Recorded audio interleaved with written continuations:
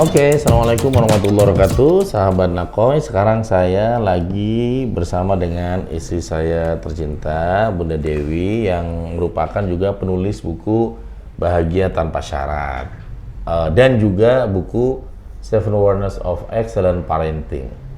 Dan ya, mana Bunda? Kita pengen ngobrol-ngobrol nih, ya di momentum sekolah awal tahun ajaran baru. Seringkali kita banyak membedah tentang buku ini, bagaimana kemudian kita tujuh kesadaran hati dan jiwa menjadi orang tua di atas rata-rata, ya. Ini benar. Nih yang kira-kira isi bukunya tentang apa katanya ya? Tentang Seven Awareness of Excellent Parenting.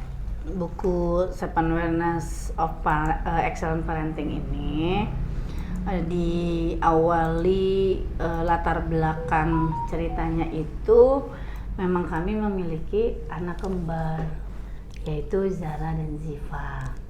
Nah, anak kembar ini walaupun mereka mirip secara fisik, kemudian waktu lahirnya juga hanya berbeda cuma 3 menit gitu, ternyata mereka punya karakter yang berbeda. Nah, ketika anak punya karakter yang berbeda, berarti kan penanganannya pun berbeda, seperti itu. Nah, dulu saya karena belum memahami ilmu parenting sebagai mama muda ya, mama muda ya, ibu-ibu muda, jadi menyamakan saja gitu penanganan anak ini dari sejak bayi, seperti itu. Tidak membedakan, yang saya tahu ya Zara dan Ziva gitu kan.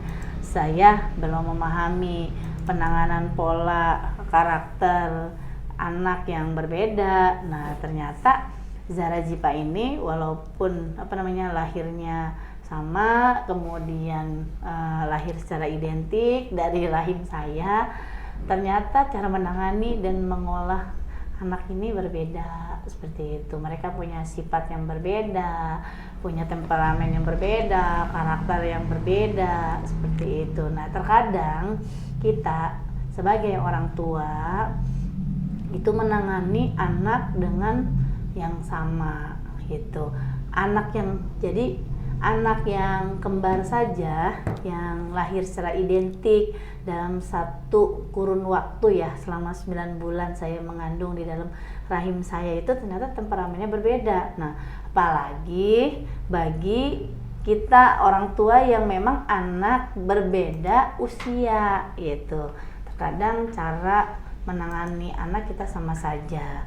Nah, kenapa sama saja? Karena sesuai dengan kemauan kita sebagai orang tua, seperti itu.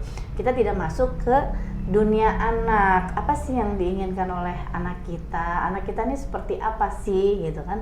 Sehingga sebenarnya ketika kita paham dan bisa mengidentifikasi anak, kita menanganinya berbeda. Nah, atas dasar latar belakang itulah, maka akhirnya saya bersama suami berinisiasi, terutama suami mengajak saya, Bunda coba kita buat buku Seven Awareness of Excellent Parenting.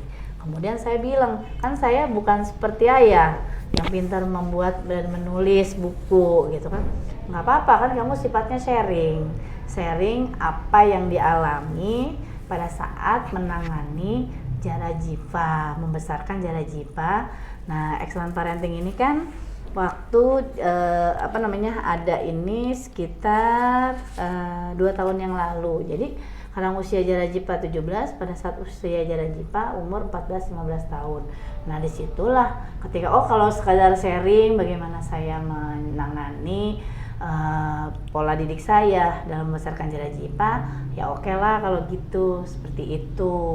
Awal mula adanya buku Seven Awareness of Excellent Parenting. Nah, kebetulan juga kan ada grand teorinya. Grand teorinya itu dari Seven Awareness, yang Pak Nakoy sudah punya konsep dan teori sebagai foundernya. Kemudian parenting ini ya pengalaman kita gitu. Kita terapkan, bagaimana menerapkan teori-teori Seven Awareness ke anak-anak. Seperti itu, Pak. Gitu. Ya, jadi itu ini ya gambaran tentang buku Seven Warnings of Excellent Parenting. Memang kita menulis buku ini kita nunggu anak-anak udah besar ya Bunda, nunggu mereka pas sudah usia 15 tahun, karena ternyata didik anak itu tidak semudah balikan tangan ya. Mungkin mendidik anak, kalau membuat anak lebih mudah ya, tapi kalau didik anak itu jauh lebih sulit.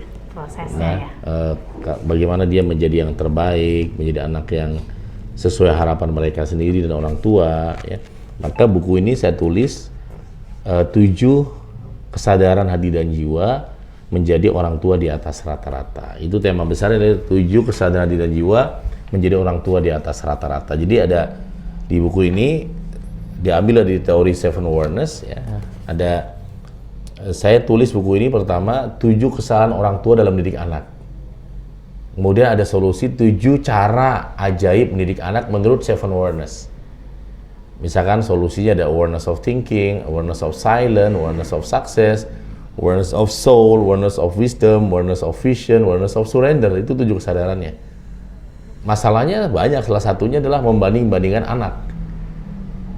Kamu bisa nggak sih kayak kakak kamu? Kamu bisa nggak sih kayak adik kamu? Kamu bisa nggak sih kayak anaknya teman bunda, anaknya teman ayah? Nah, anak kita yang beda berapa menit, Bunda?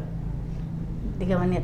3 menit aja wajahnya mirip banget, cantik banget, tapi sifatnya, temperamennya, karakternya berbeda. Apalagi anak ayah bunda yang mungkin beda 5 tahun, 10 tahun, 15 tahun, mungkin 5 tahun, ya mungkin sangat mungkin karakternya berbeda gitu. Sehingga kita mulai menata ulang ya dari kesalahan. Hampir orang tua itu nggak ada kesalahan baru kok. Yang ada adalah kesalahan yang sama dan diulang-ulang gitu. Misalkan contoh membandingkan, yang kedua auranya aura kasihan. Ibunya marah, ibu marah sekali, ayahnya marah sekali, tapi anak itu bisa marah 3 kali. Nah, jadi kalau bunda marah nih, vibrasinya itu berdampak ke saya sekali, sayanya kalau nggak bisa handle akan berdampak ke anak, anak bisa marah 3 kali. Nah, anak kalau marah 3 kali ini ekstrim, bisa marahnya aktif, marahnya pasif. Marah aktif bisa lari-lari, bisa banting-banting, bisa nggak diatur. Marah pasif, malu, diem, larinya ke gadget.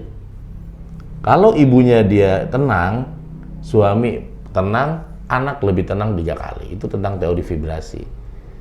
Jadi hati-hati. Kalau kita pengen rumah kita penuh surga, kuncinya di satu kata Rasulullah, di ibu, di istri atau ibu, madrasah. Jadi kenapa parenting itu harus ibu-ibu yang ngikutin? Ini madrasahnya. Jadi kalau seorang ibu gampang marah, gampang panik, gampang kesel, cek aja anaknya connect gak? Gitu. Anak kadang-kadang langsung terconnecting. Jadi menjadi ibu ini sebagai center of wisdom family ini ya di ibu. Maka kelas-kelas parenting di sekolah biasanya dihadiri oleh kebanyakan ibu-ibu agar lebih bijak, lebih tepat, lebih bisa nahan diri, bisa afirmasi positif, dan ujungnya bisa memiliki ilmu ikhlas. Begitu teman-teman yang great. Salam kesadaran Indonesia. Wassalamualaikum warahmatullahi wabarakatuh. Be transhuman.